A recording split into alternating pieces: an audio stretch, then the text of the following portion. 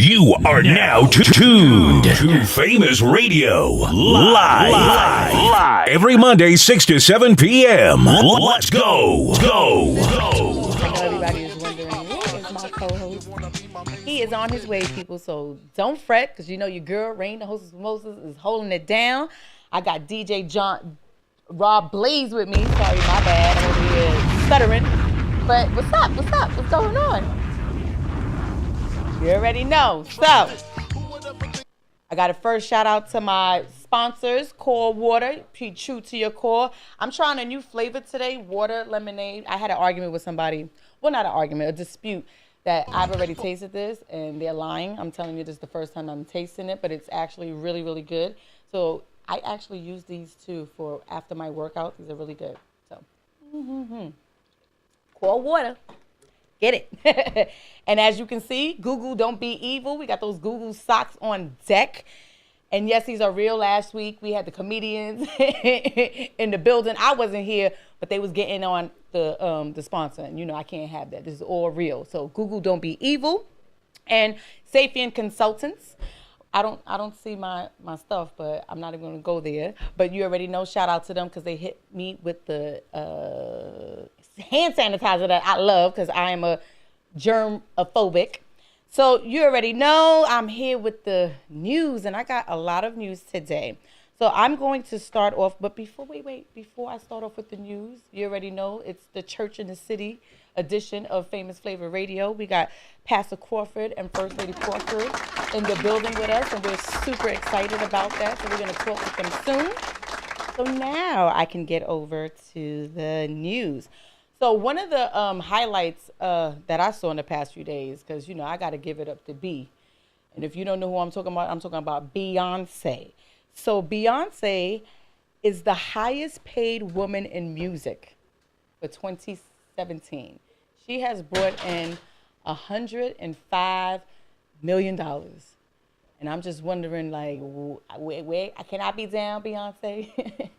I'm about to put a leotard on and get a mic, and it's going to be on. But yep, she came in and she beat Taylor Swift, who won for 2016. So he keeps on winning, so give it up to her. Kevin Hart's third child, Kenzo, was born the other day, and he seems super duper excited. He is a cutie pie. They shared a picture of him, and I just have to say, his wife, Eniko, her snapback was for real. She looked like she didn't give birth at all. She's looking great, so congratulations to them.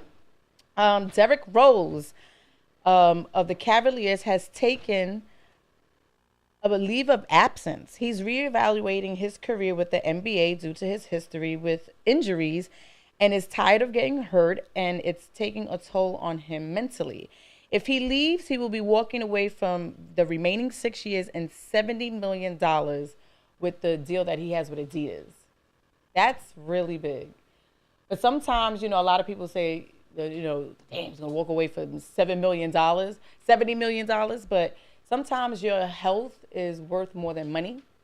Everybody knows that. You know, you could do what you love for a long time, but if it takes a toll on you mentally and physically, sometimes you have to reevaluate and you say, you know, my health is worth more than $70 million. And I'm sure that he's made a whole lot of money in his career. So, you know, well wishes to him on whatever he decides.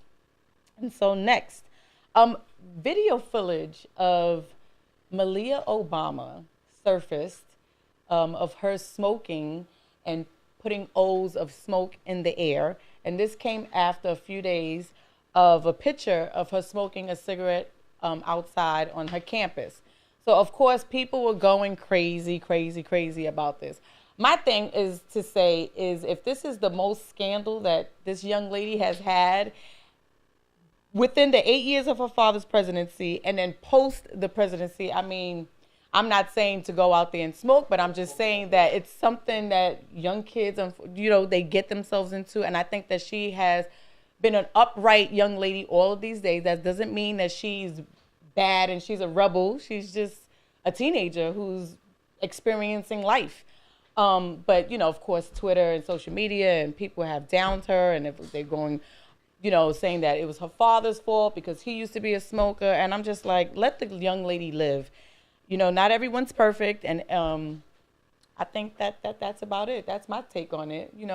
Hey, Malia, because at the end of the day, she is in Harvard and she's doing very well.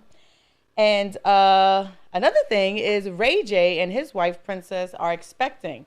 But when I was reading up on this, I saw a blog that actually claimed that Brandy was carrying the baby for them.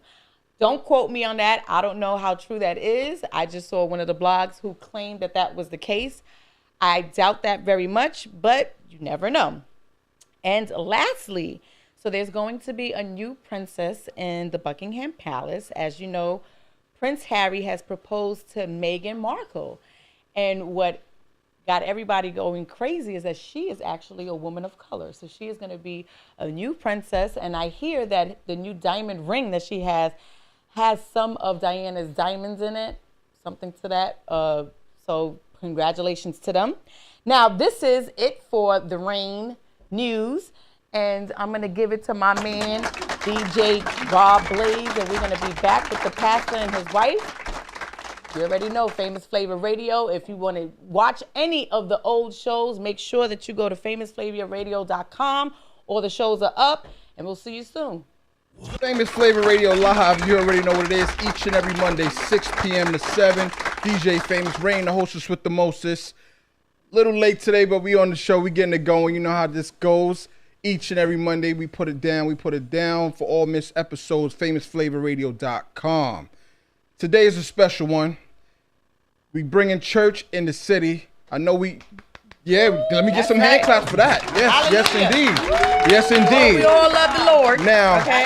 Now, this is a special show because not only do we have the pastor of Union Grove Missionary Baptist Church, we have my pastor, which I'm very proud to say, and my first lady here today. Yeah, can we get some hand claps? Let's definitely get some hand claps. So for the people that don't know, because we're global with this thing, Pastor, so I want you to introduce yourself first to let these people understand who you are and what we doing over there at Union Grove Missionary Baptist Church, sir. Man, listen, I'm honored to be here with you. Oh, man, I mean, definitely. you are a legend, and we praise God for you, and you're still doing your thing. Yes, sir. And we give God the praise for that, and we are proud of what you're doing for our community and for our world. Definitely. So we just want to take the opportunity to thank you. I have my wife, Lady Antoinette Crawford, and you have Lady Rain over there, and she's doing a wonderful job earlier. Yes, like holding you. me down, holding me down, holding me down. Holding the fort down. Yes. We are certainly excited to be here. We are the pastor of Union Grove Missionary Baptist Church. Woo, you go. That's Thank right. you. Yes. Where my grandfather organized Union Grove, along with his lovely wife, my grandmother, Mother DeVetta Crawford. So Reverend Dr. Jeremiah and DeVetta Crawford organized the Union Grove Missionary Baptist Church with about 9 people. Of course, he took sick after 10 years of doing that, and my dad took over, the Reverend Dr. Fletcher Crawford and Mother Arnetta Crawford, and he served there 50 years there at the Union Grove Missionary Baptist Church. History. And God blessed me. Legacy. Exactly. And God blessed me to go away to pastor down in Harlem for 20 years. And when my dad took a little ill, they called me to come back home to be there at the Union Grove Missionary Baptist Church, where God is doing great things there. And you know that because you're there with us and you're helping us out. And you're assisting us there as well.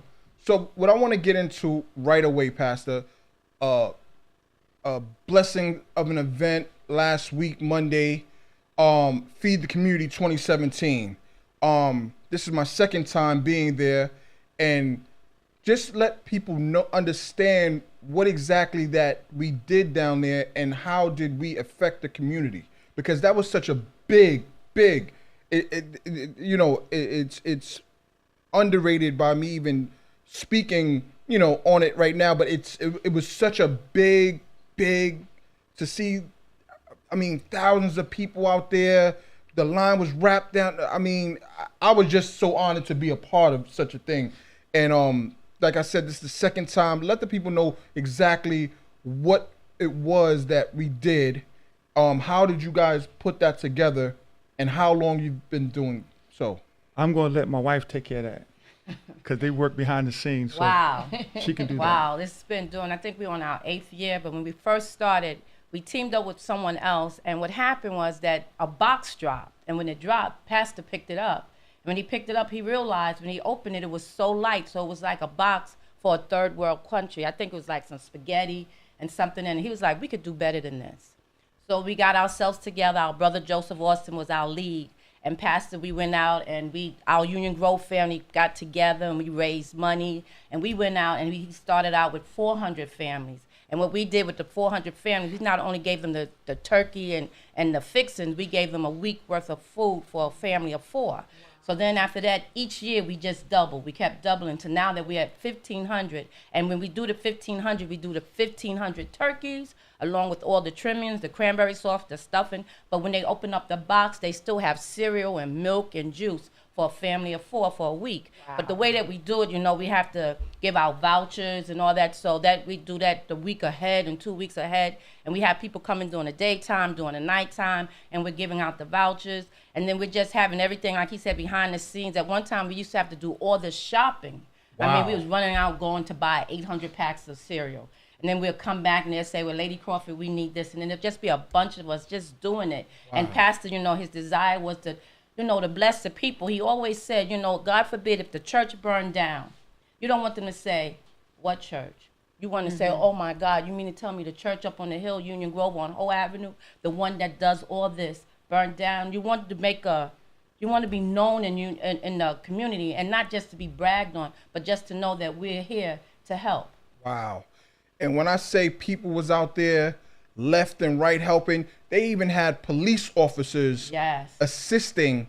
Yes. Assemblyman Blake. Yes. It's very rare that you see the police involved in the community on this capacity. They were there for work, but they was also there and willing to pick up boxes. They were helping people put stuff in shopping carts. And it was just, like I said, it was just a blessing to see, to actually witness it, to be a part of it. I was just so honored to say that this was my church. Yes. I would have done this at any church, hadn't been asked, but it took much more pride to say that, yeah, I'm going to my church to serve. And often we don't serve on the capacity that we need to and that we want to, but anytime that I can lend a helping hand, serving God, serving my pastor, serving my church in any capacity, especially in something that I do on a daily basis, is just a blessing. So I just wanted to talk on that, because that was such a big, we had a lot of political leaders out there, a lot of Bronx leaders out there, News 12, which I didn't think that they shed as much light on it as they should have, because I was looking forward to seeing it. And Pastor, you always say that we don't do it for the glory or for the hand claps and stuff like that, but it just needs to be recognized sometimes, all the stuff that Union Grove does for the community. So while we talking to First Lady, let's talk about all the wonderful things that you do with this women ministries and how you are so heavily involved in making sure that the women of Union Grove stay active in ministry. Well, at first, let me go back to the Feed the Community. I just want to give a shout out to our 200 volunteers. I mean, we can't do this by ourselves. Wow. So we have volunteers, and we thank God for our volunteers. Now, as far as the Women of Excellence Ministry, it's a ministry for the women and for our young women. It's not to be holier than thou, but it's to lend a helping hand. So we have to uphold one another, encourage one another, and direct one another. And if we can encourage one another, then we can go out and be encouragers to other women, to other, our other sisters. Every day we all are going through. Mm-hmm. I know you can deal with that, right? Yes. Sometimes as we make this joke, I always say, kissing the wrong frog. So they laugh when I say that. But it's just like, we're out here, we're in the church, but then we still have our sisters outside also. Right. So in the church, we build each other up that we can go outside to lend a helping hand to our sisters that's outside. Not everyone is blessed to have a great husband as I do. Right. And I'm just going to say he's a great dad, a great husband, a great man of God. But sometimes, we just, as sisters, we need one another. We need to build up one another. We're not here. I know sometimes they look at us and say, oh, they got on the suits and all that. But we're not about that. We're about, listen, there go I, but by the grace of our God. And you don't even know my story. You'll be surprised that, I wasn't born in the church. I've been, because you're in church, that don't mean you're saved. Mm-hmm. So we all have gone out and did our little things. So, I can look at another sister and say, hey, don't worry about it. Been there, done that. It's You know, going to be all what right. I found with women, with sisters in the church, is that, like you said, a lot of them, everybody has their own story, but especially in our day and age, when you come off, like you said, as holier than thou, women don't trust you. But when you tell them what your testimony is, you tell them where you came from, That's it. and they can relate to you. That's when they start to open up and they start to realize that, you know what, not every church is and I wouldn't say every church. I think that in churches, especially when they came from years ago, there's certain ways that they handle certain things as sin and things of that nature, right? And I think that as you grow, as years go by, you have to learn how to deal with people as the generation comes, right? Amen. So it's different. It's different. So, you know, like with Kirk Franklin, when he came out first with his music, people were like, no, that was like blasphemy. But they didn't realize how many people he was touching with his music. So I commend you for that, to say that, you know what, there are women out there, our sisters outside of this church, and we need to be there for them no matter what. And I think that's what makes the church, especially today, just flourish and be blessed, because now people can feel like they relate, and they feel like, you know what, they're not judging me based on what I'm doing or what I have done, but they are accepting me as a person who needs to be saved or needs somebody to talk to. So, you know, I commend you for that, because it's hard. You know, I grew up in church, and I know how it is. I've you know, especially when you become a teenager, you start to, the world is now a different place, and so what you've been taught, you're kind of like curious about what's going on. And I've always been able to go back, and they still accept me, and that is a church that I definitely want to be able to go in. And I know that, you know, you do your wrong, you're not to. How can I say, you do your wrong, right? But once you have the glory of God in you and you know what is right or wrong, you always come back.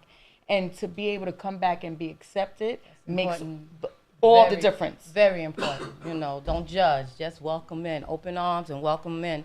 As my husband and our pastor said, you know, the message has not changed, but the methods have changed. Exactly. And we have to be mindful of that. It's a lot going on in the world. So when I come to church, you can't worry about my dress. And, you know, I might be getting I always tell them, you know, someone could be getting their head knocked in. They come in to hear you, to encourage them, not to say, oh, well, you need to button up, you need to pull down your dress. They don't need all that right now. They just come in and they need a word. They need love. So this is what we're here for, not to judge, but to love on. Man on that. And we at Union Grove accept you however. So there ain't no dress code at the Union Grove, right? No. So, Pastor, how important is the community as it relates to church? Well, let me say that, you know, Christ was concerned about the community more so than he was the synagogue. And people forget that. Had he been more concerned about the synagogue, he would have spent all his days in the synagogue. Okay. But you found Jesus always in the streets, always walking, always meeting someone as he was going. What our problem is, we focus all of our energy inside the church and we forget about what's going on in the community. That's why I'm concerned about the community. Everything I've done in ministry since I've been a child, everything I've done in ministry has been about outside, about the community, because community makes up the church. And my philosophy is, and she spoke about it earlier, my wife, who said such a wonderful job about it, is that if the church burned down, I wonder would the people applaud or would they cry if the church burned down? And I believe that the thing that we're doing at Union Grove, people will be crying. And the first thing they do is, how can we help them get this church back up?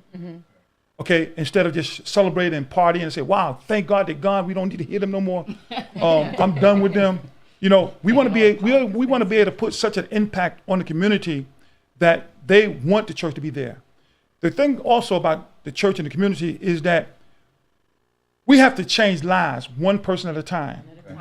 But the thing that you said earlier at the show, and you said, you know, not everybody's perfect. Well, let me correct that. No one's perfect. That's the problem, because there's a lot of people think they are perfect. There's no one perfect. The question is, beyond that, when do we stop evil in our own personal lives? When does that stop? It's going to be a struggle until the day we die. I know that, you know that, and the world know that, even though they don't admit it, they know that. So I'm not in the business of judging folks because I got my own stuff to straighten out. Come on now. That's why I don't look at Preach, people different. Pastor. I don't look at people crazy. I don't have time. I got my own issues to deal with, and I got to get that straight. And every day it's a struggle. Paul said, there's an enemy within me. When I go to do good, evil is always present. So I don't have time to criticize anybody. So everyone has some ills, and we'll never stop we keep fighting. I'm trying to get right. I'm trying to get, no, just do what God says. Just try to read the Bible, live by the Bible. But as far as evil is concerned, it's always going to be present. And so we have, as a church, we have to realize that. Once we realize that, then we'll be more effective in the community. The reason why the people don't want to come to the church from the community is because we have our nose so high up that they think that they're not good enough to come to church.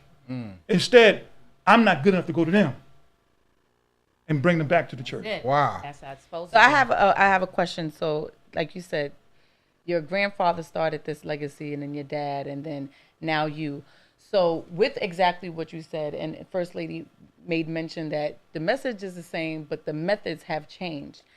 Do you find yourself, or have you ever received any backlash from the elders in the church who don't necessarily perceive your new methods?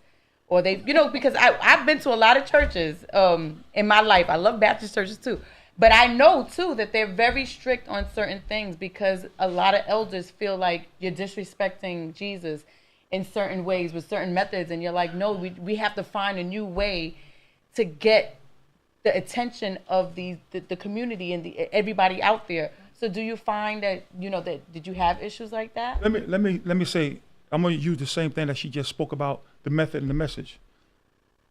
The message over time has been the same. The method have changed. So think back. I want DJ, you into this music, and y'all know. Think back over an old time singer. Old time. Go back old time. I'm talking about like in the 40s or the 50s. Give me a name of someone.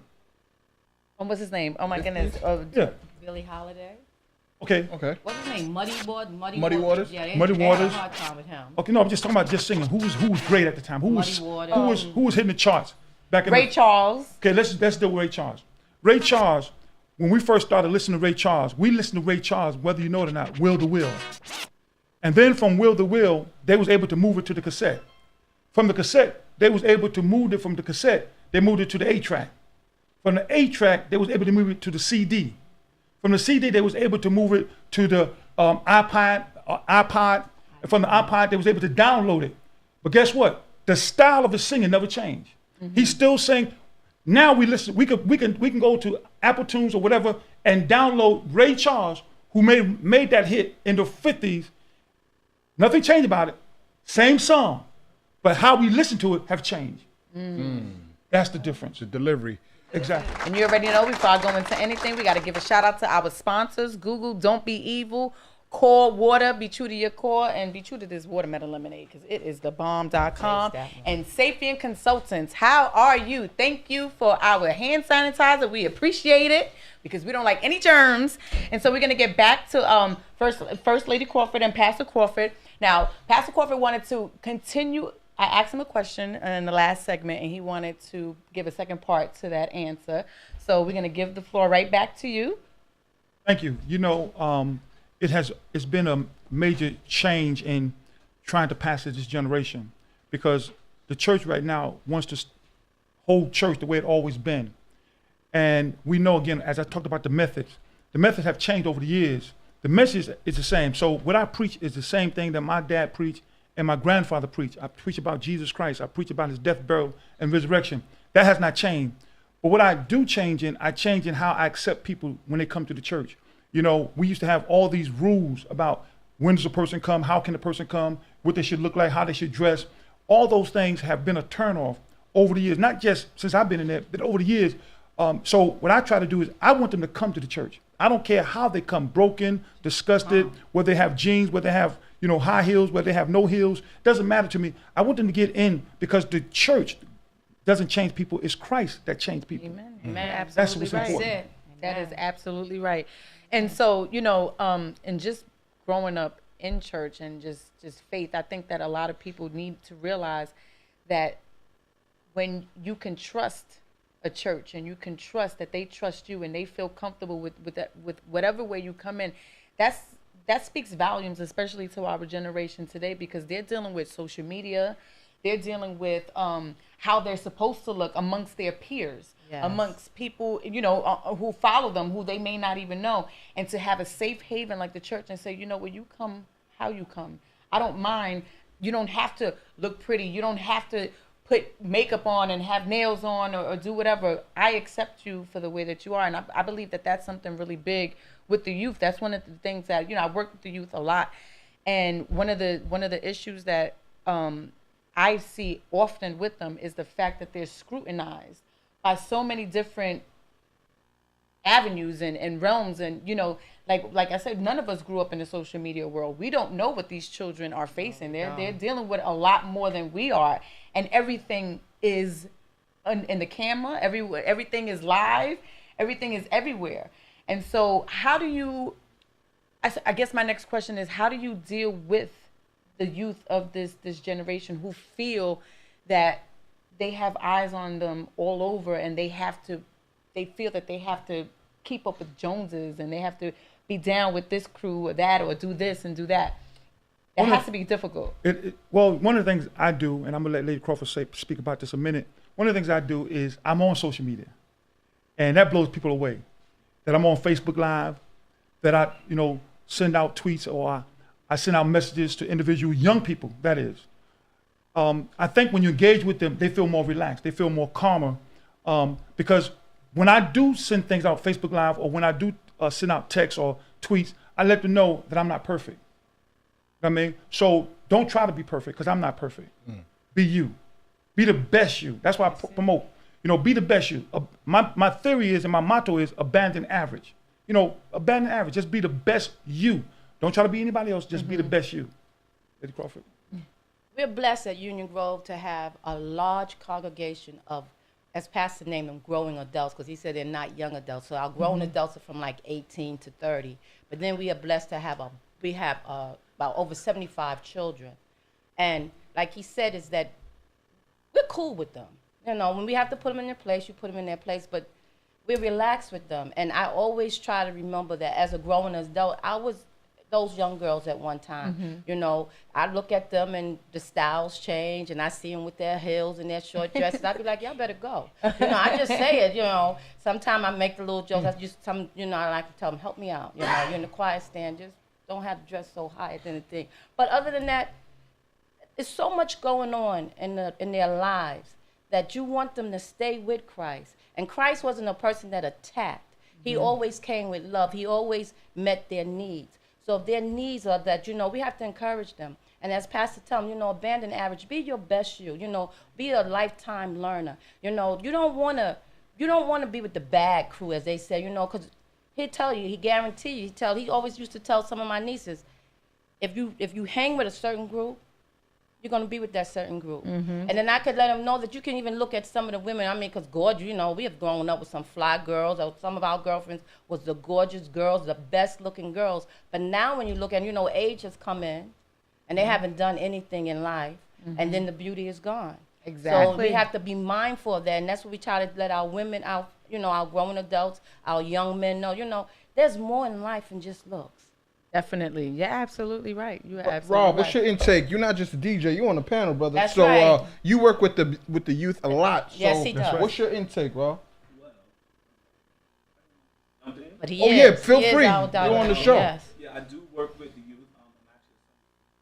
Yes. And very unorthodox methods to get surprised when I know about Cardi B and all the music that And what happens is you got to do a balance of teaching them, and also while you're teaching them, you're holding their attention, but you're teaching them at the same time. So, and I always, keep the idea that what goes on in this class stays here, and we have a good time. And the most important thing, I let them know that we love them. I don't care if you come with your pants down, with your pants, or how the girls look, because it's all about grace. That's what our pastor, teaches us.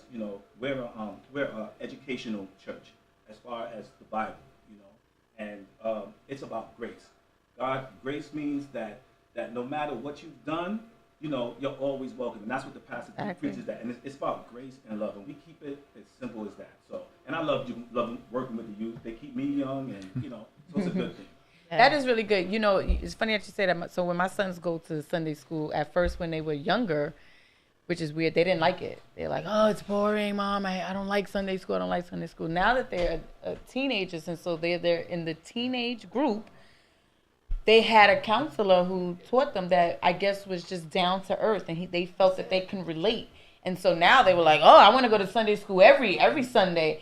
And it just showed me the difference between somebody that the kids can relate to and can trust than somebody they just feel like, oh, you're just teaching me, and then you got to give me homework. And they don't see outside of that.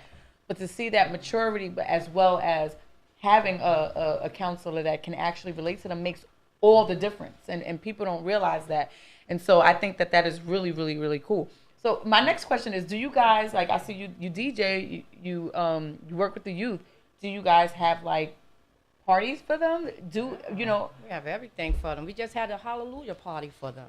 But he was the DJ, and they came in their costumes and everything. They had a great time. We do a lot for them. Yeah. I like that hallelujah party. Yeah. I had a car accident about 3 years ago, and it was a really bad one. And it was crazy because the way that there was a series of events that happened from months before that. And so just a quick story. I heard a song by Vicky Yohe one day, and I listened to it in the morning, and it like really, really affected me. And then I started to always get the scripture, Jeremiah 29:11, for the plans that I have for you. Plans to Not to harm you, but to prosper you. And that was the scripture that kept on coming to me right before I got my car accident. And that was a scripture that kept on coming to me after my car accident. So that's what I call my life scripture. And I believe that once you have that foundation, I don't know the Bible inside out. I can't necessarily say verses, but I know. And it's just because of people like you. You're in a good place. Let me say this to you. You're in a good place because there are a lot of people who know the Bible from book to cover. They're mean, they're nasty, they're rude. Yes. They think they're so perfect, so righteous, so holy, so whatever. But it's the people that may not know all the Bible, but they just love God. Mm-hmm. You know what I mean? Let me just share this with you. You talked about our style of ministry at Union Grove, and there are traditional churches that perhaps would not have ever looked over the audience and said, brother, I need you. And I've always remembered that. When I first lent my hand to him, I said, man, I need you. He said, whatever you need me to do. He first said, me? Who, me? He said, me? You talking to me? I said, yeah, I need to see you up here. And he came up there and I said, I need you. And then later on, I said, listen, we have a fair coming up. Can you play the music? He was on it, because in a traditional church, that would not have happened. Oh, you know what I mean? You understand? Definitely. And then one of the moments that I realized that God had touched him is when I went to the hospital to see him. And he broke down and cried. He couldn't believe it. He was I don't even know how I got there, to be honest. I didn't have no drivers.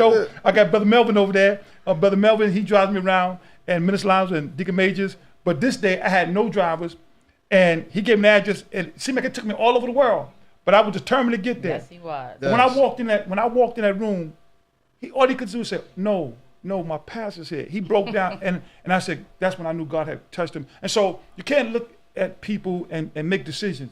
God can use anybody, and he does. That's what I love about God. He does. Pastor, I want to touch on something that Rain said earlier, and how important it is that the church is still considered a safe haven. And I want to go into a tragic story that we just were upon down south, where that massacre occurred. How is it affecting Union Grove, and what measures have been taken and put in place to still make the community feel like this is a safe haven? And I mean, things can happen anywhere, exactly, but that we can control certain things, or can we control certain things from happening like that in the Bronx and Union Grove Missionary? Well, one of the things that I worked very hard at, years ago, I spoke about these things were going to happen. Years ago, when I was at my other church, wow, I spoke about tragedy's going to hit the church because people have no fear of God. So they don't care what. Before, when people used to come near the church, they would stop cursing, they would stop smoking, they would stop everything. But now people smoke in the church, they'll curse you out in the church, they'll fight you or even shoot you in the church. So we realized we lost that. So I spoke about this before I saw it coming. I said, listen, we have to do something. So what I did down in Harlem, I got involved with the 30th precinct. Like they knew who I was by my face. Now in the Bronx, I'm a part of 2 precincts where they know my face. And so every now and then when things happen around the world, I say, you see what I'm saying? I need your presence around the church. You need just ride around every now and then. Let people know that you're there. And so now, after this last incident, they say, you know what, Pastor, you've been telling us we're gonna do more. Right. That's all it takes. And I seen the presence at the Feed the Community 2017, from captains to sergeants to everyone that didn't have to be there.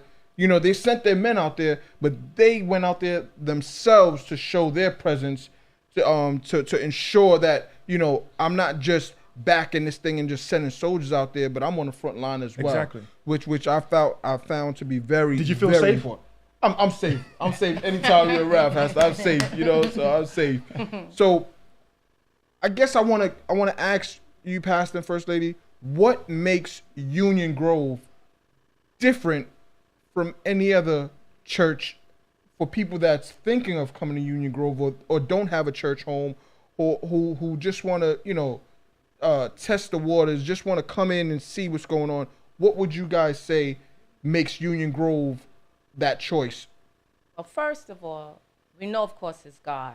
But then it's always the head. It's the head, not because he's my husband, but it matters with the head. And pastor is one of those, like you say, he'll come to you and say, I need you. When we first came to Union Grove, and then it comes from Dad, from Dr. Emeritus, who passed away, our late Dr. Emeritus Crawford. It came from him first because he always was a loving person. He cared and he loved children. He loved everyone. And then he comes along, and it's the same thing. It comes from the head. So majority of the time, you usually have the people in the congregation usually have the same heart as the head. And he loves people no matter what. Wherever we go, he loves people. He don't even have to know you. He just loves everyone. And he'll tell you, I need to talk to you. You don't love me. You need to come see me. He's just very open. And so it comes from the head, and then it falls down. Mm-hmm. And then as it falls down, I'm not saying that everybody is lovable, right. But in Union Grove, the majority are lovable. And we reach out to others. And then, when they come in, they be like, oh, I want to come here. So it comes from the head. Mm-hmm. And from the head, then it just trickles down.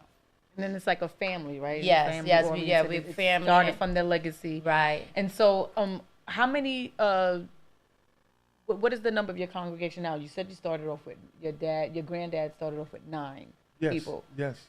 Well, it's hard to tell because, if we count those that come regular, it's one number. If you count those that's on the roll, it's another number. If you count those that's on the roll in the grave, that's another number. Mm-hmm. So the number changed based on what you're looking at. We have 2 services. We have an 8 o'clock service and an 11 o'clock service. And so we do an average about maybe 400 people between the 2 services. Wow, that comes regular. That comes regular. And then, of course, we have more than that on the roll and those that's in the cemetery. So, especially, Pastor, coming up, that New Year's yes. Eve, that the Grove gonna be like a club. If you ain't there before 9, you might be outside on the lawn or in the basement watching it via screen. Yeah, be packed up in there. Yeah, so I want to know what's next for the Grove. Me being a member of the Grove, what's next for the Grove? What's next to come? What should we be looking forward to? What should the community be looking forward to? Well, there's so much, man, that we're looking forward to. Number one, we're getting ready to rename the street from Hoe Avenue to Reverend Dr. Fletcher C. Crawford Way. That's powerful. That's definitely powerful. That's powerful. That's going to take place on January 7th, 2018, on my dad's birthday. Wow. At the same time, the same day that we're doing that, we are starting the church in South Africa, the Union Grove Missionary Church in South Africa. Yes. Wow. Yes, we just trained the young man and his wife for about 3.5 weeks. They got all the information they need to know how to conduct the church like Union Grove does in South Africa. So they're excited and they're going about their business in that area. That is a blessing. Then we've been in touch with city officials. God is working things out so that we are in a position now of trying to build a new sanctuary and some more housing. So we look forward to that. But my ambition is I look down at that where it used to be Pathmark, but now it's I think it's Stop and Shop down on 174th Street. I look at that little area and I claim that as Union Grove's property. Yeah, Now, if not that amen. property, some other property where we could be stewards of hiring our own people. You know, we just boycotted the LaGuardia Airport because the governor has not given us, and Dr. Johnny Green, who's the leader of our Impact, Mobilizing Preaching and Community, we literally boycotted LaGuardia Airport because the governor had refused to give minority, people of color, and Hispanic a major contract at LaGuardia Airport, which is a $4 billion yes. job. Wow. And so we was out there boycotting. So instead of boycotting people, I'd just rather create my own jobs. And so I look at how can we, Union Grove take over some property, take over some franchises, and employ our own people, and we don't have to be worrying about nobody else. And it's funny you said that, Pastor, because a couple of years back when I joined Union Grove, we didn't have the building to the left. That's right. We didn't have the building to the right. So these stuff that you are doing in the community, it's so underrated. Like who gets with officials and have buildings built from the ground up? To house your own people, like those stuff is just so amazing, and they go so not looked at that it is so crazy. And before we leave, Pastor, I want to know, do you feel that you have a big enough platform at Union Grove? Because I see you and First Lady, and I'm gonna call it before it happens. I see you guys in a bigger realm, a bigger church, a bit like you said. You guys deserve a bigger home to house more people, so more people can come through. Just you see some of these TV passes, and don't get me wrong, the message is there, but I don't know, what is it, the space? What is it that we're in the Bronx? Like, what is it? Because you go to the South, everyone got a big church. Everyone got a big church. Everybody can house 2,000, 3,000 people, but I just want that same kind of effect at home. And I feel you deserve, not because you're my pastor, because the word is there and you reach so much people. And I feel that you could, instead of 1,500, we could do 3,000 if we had the capacity. Exactly. So do you feel like that you need a bigger space? Well, in my personal journals, I'm a one that I write down my goals and my dreams. Okay. I actually write it down. And in my personal journal, I write down that I'm pastoring 5,000 members.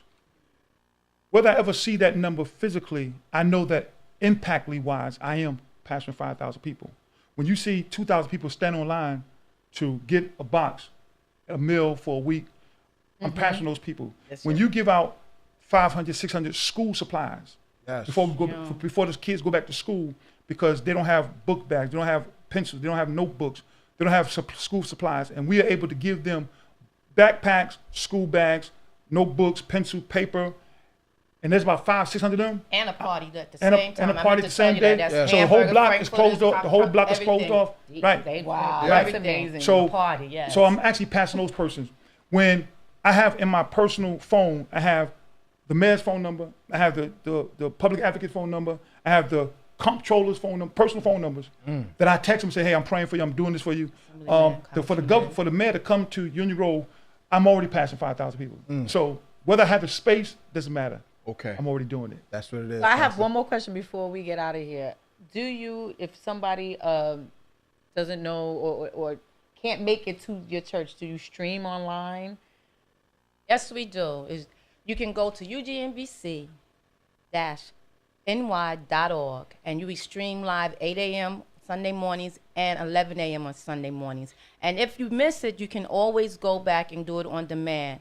And then for him, we actually have Commanding Your Mornings, which come on Tuesdays through Fridays at 5:50 a.m. If you go to the Frederick Crawford Ministries on Facebook Live, you will hear him, you will see him.